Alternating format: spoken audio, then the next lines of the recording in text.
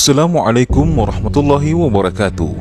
Kali ini Hasik TV akan membahas 3 tempat paling misterius di dunia yang keberadaannya belum diketahui sama sekali secara pasti.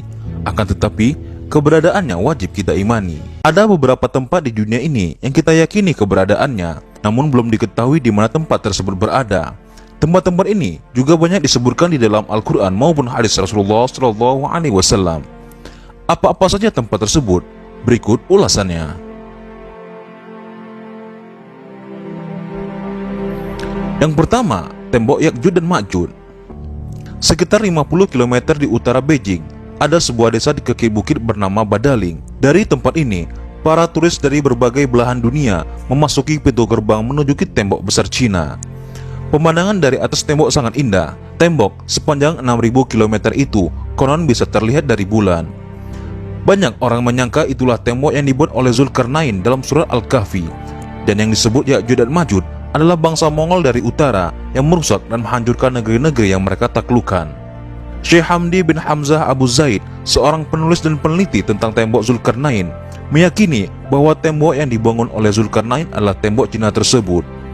Hal ini kemudian dituangkannya dalam sebuah buku yang telah diterjemahkan ke dalam bahasa Indonesia dengan judul Mengungkap Misteri Perjalanan Zulkarnain ke Cina. Buku ini diterbitkan pada Maret 2007 silam. Di dalam bukunya, Syekh Hamid sangat yakin dan tanpa ragu menyatakan bahwa tembok Cina adalah tembok yang dibangun oleh Zulkarnain. Ia kemudian menyebutkan secara detail penelitian dan bukti-buktinya. Namun, jika dilihat secara fisik, terdapat perbedaan yang sangat jelas antara tembok yang dibangun Zulkarnain dengan tembok Cina.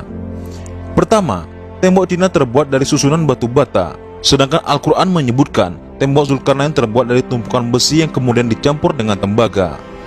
Kedua, tembok Cina dibangun secara bertahap selama ratusan tahun dari berbagai dinasti yang memerintah Cina, di antaranya dinasti Han dan Ming. Sementara itu, penjelasan Al-Quran, tembok itu dibangun oleh suku bangsa yang meminta pertolongan kepada Zulkarnain. Dan setelah selesai, Zulkarnain menyatakan bahwa tembok itu tidak akan bisa dilewati dan dilubangi oleh Ya'juj dan Ma'juj.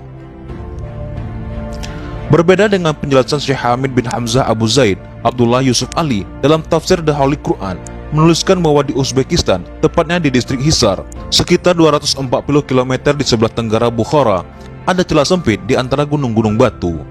Letaknya di jalur utama antara Turkistan ke India. Tempat itu kini bernama Buzgolkana dalam bahasa Turki. Tetapi dulu nama Arabnya adalah Bab al-Hadid. Orang Persia menyebutkan Dar-i Ahani. Orang Cina menamakannya Timenkuan. Semua bermakna pintu gerbang besi. Hasil foto satelit pada ordinat itu sudah tidak ditemukan lagi tembok atau pintu besi tersebut. Namun, seorang penggemar Cina yang bernama Huan Xiang pada abad ke-7 pernah melewati pintu berlapis besi saat melakukan perjalanan ke India.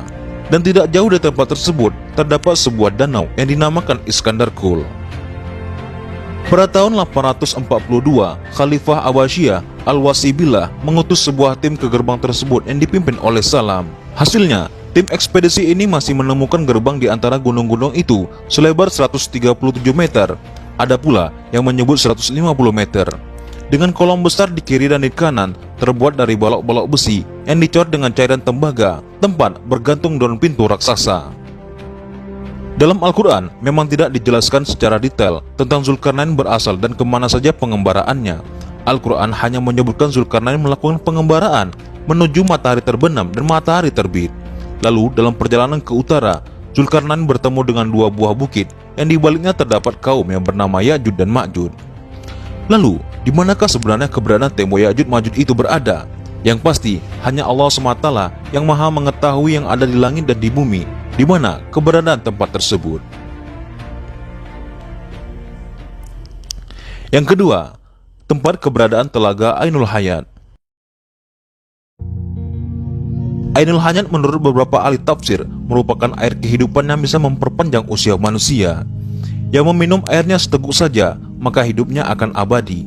Kehidupannya dijamin oleh Allah Subhanahu wa Ta'ala hingga hari kiamat, kecuali dia memohon kepadanya untuk dimatikan.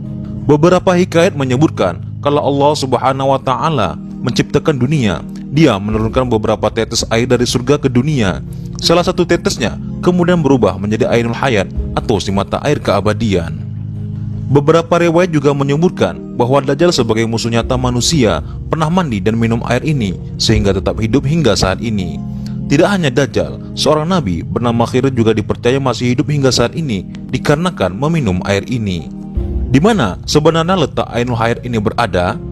Beberapa pendapat mengatakan bahwa letak Ainul Hayat yang dijaga oleh Nabi Khidir berada di Pulau Bermuda.